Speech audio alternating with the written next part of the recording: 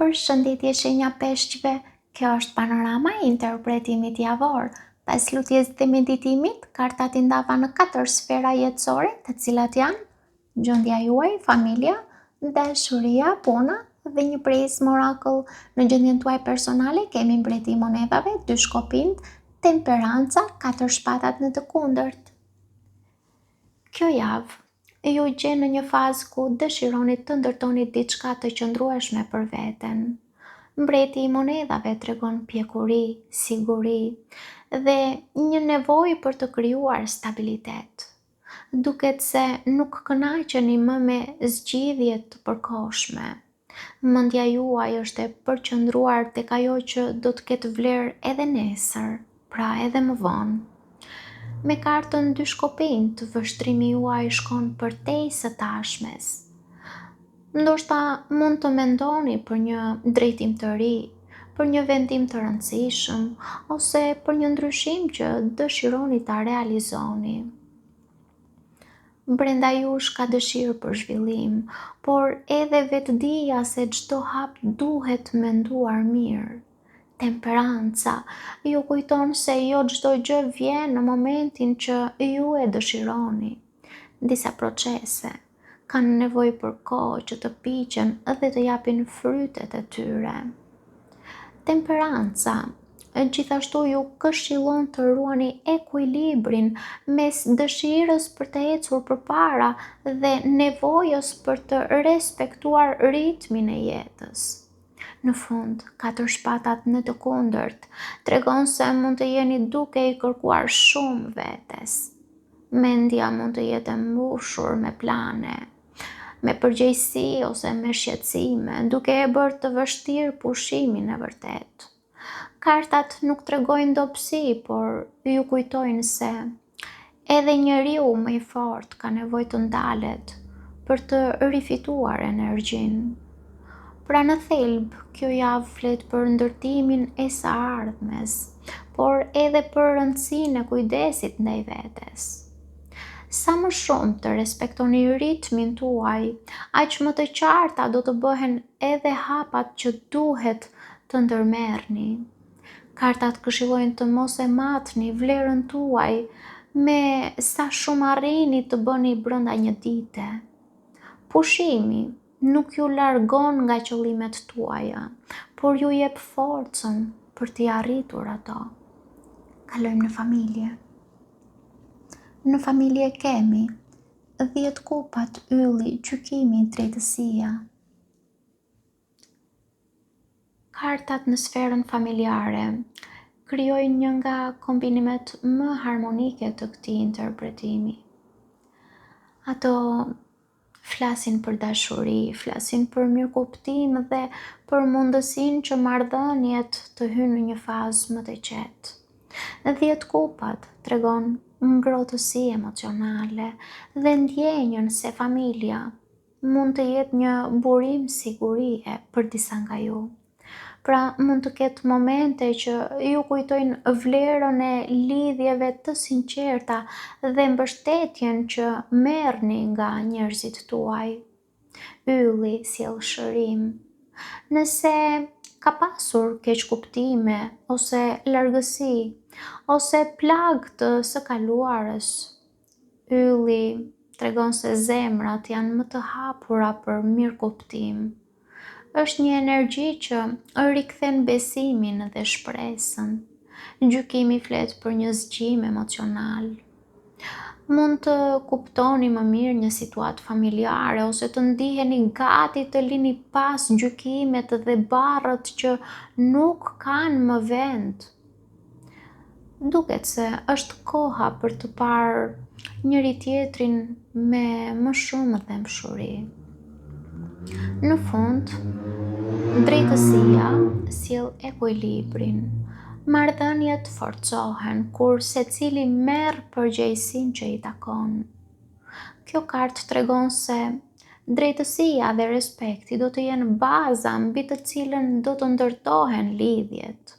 Kartat këshillojnë të mos i lini fjalët e mira pa u thënë, sepse një bisedë e sinqertë ose një gest dashurie mund të shëroj më shumë nga sa mendoni ju.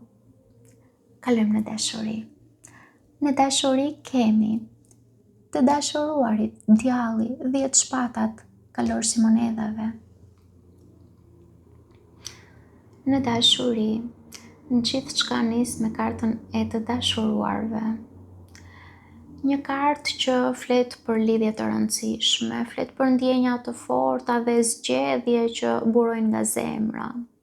Megjithatë, menjëherë pas saj shfaqet djalli, duke treguar se bashkë me ndjenjat mund të ekzistojnë edhe frikëra, varësi emocionale, xhelozi ose modele që ju mbajnë të lidhur me diçka ose me dikë që nuk ju bën mirë. Kjo nuk do të thotë domosdoshmërisht se marrëdhënia është e destinuar të dështojë. Përkundrazi, kartat gjithashtu ju pyesin: apo e ushqen kjo lidhje, apo ky person paqen tuaj, apo po ju konsumon energjinë? 10 shpatat tregon fundin e një cikli, mund të jetë fundi i një dhimbjeje, mund të jetë fundi i një konflikti të vazhdueshëm, mund të jetë fundi i një iluzioni ose fundi i një mënyre të vjetër se si ju e perceptoni dashurinë. Për disa nga ju mund të jetë një dinamik që arrin një pikë ku nuk mund të mbahet më në këmbë. Pra diçka mund të zbulohet, shembet ose mund të përfundoj në mënyrë që e vërteta të dalë në dritë. Edhe nëse ky proces nuk është i lehtë, ai hap rrugën për diçka më të shëndetshme. Në fund shfaqet kalorësi i monedhave, i cili ndryshon krejt atmosferën. Kalorësi i monedhave nuk sjell premtime boshe apo emocione kalimtare. Ai flet për durim, flet për besnikëri dhe ndërtimin e një marrëdhënie me besim dhe përkushtim. Duket se pas stuhisë emocionale, zemra kërkon qetësi dhe siguri.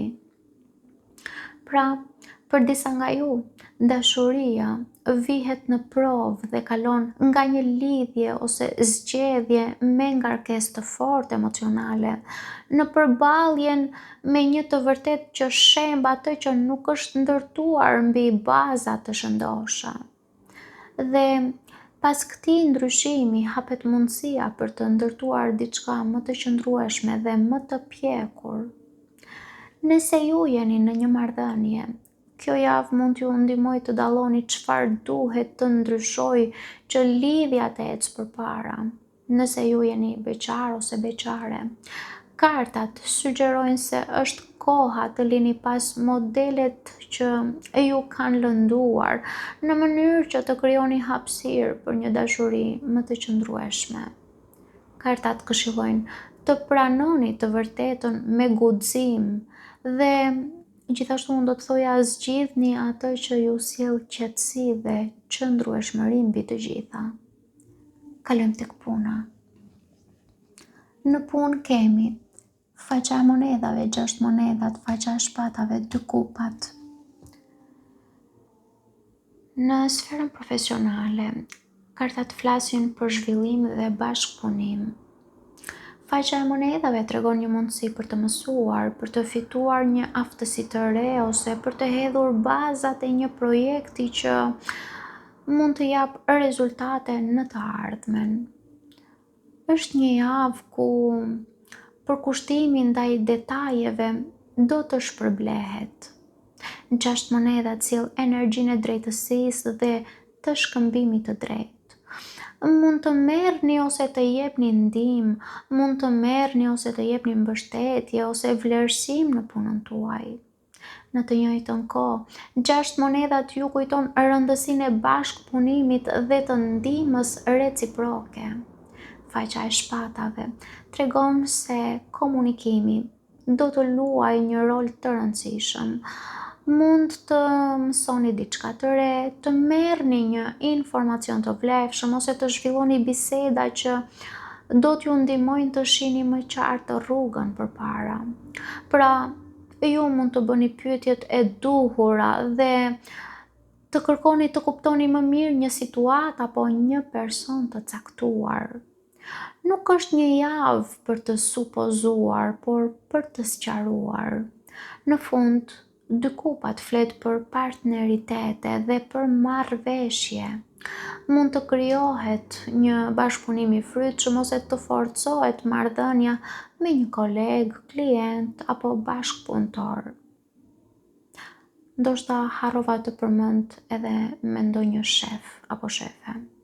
Gjithsesi, kartat këshillojnë të jeni të hapur ndaj bashkëpunimit dhe të mos hezitoni të kërkoni informacion, sepse mundësitë më të mira këtë javë mund të lindin përmes marrëdhënieve të ndërtuara mbi besimin.